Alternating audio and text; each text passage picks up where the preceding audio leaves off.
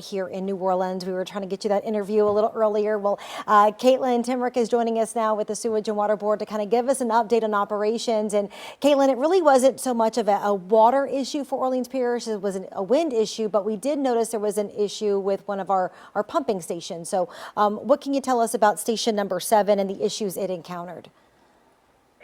Yeah, good morning. So around 5:45 this morning, the frequency changers, part of our new power complex at the Carrollton Water Plant, experienced an issue that caused them to stop working.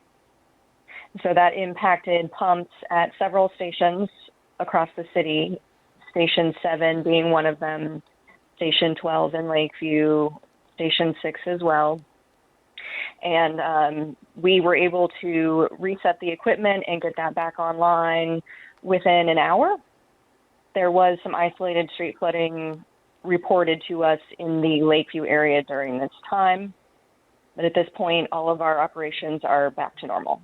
Caitlin, I know that we all get a bit of anxiousness, right, during storm season. Do you foresee this continuing to be a problem, or does everything seem to have been troubleshooted and it shouldn't be a problem again?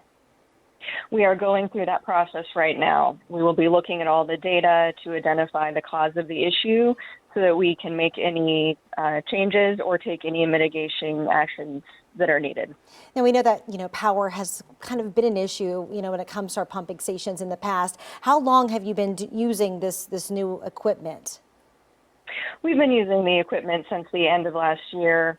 It performs very well most of the time. Unfortunately, this is one of those times when it has not. And so we want to determine the issue so we can correct it as soon as possible. And I know that is a big task for you all right now, going through that, seeing what happened, what went wrong, and how to make sure that it doesn't happen again. But anything else in particular that the Sewage and Water Board is doing as well in response to this big storm system that moved through overnight? Yeah, we are out assessing any catch basins that need to be cleaned, assessing our facilities for any other damage that they may have sustained. At this point, I think we're in good shape. We know there's some areas that have persistent catch basin issues, and we want to take care of those. And as far as the pumps overall, how many pumps do we have that are on hand right now? And is everything pretty much working as it should? I know this is the beginning of hurricane season, and I don't want to call this a test run of sorts, but, we didn't have a lot of the heavy rainfall and the flooding that we saw in other communities. Yeah, we have 87 of 93 major drainage pumps available. There were no pump issues related to this. The situation we encountered here was related to the power.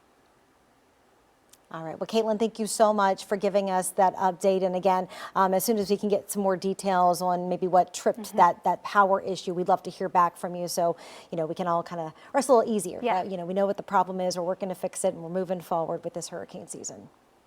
Absolutely. Thank you so much.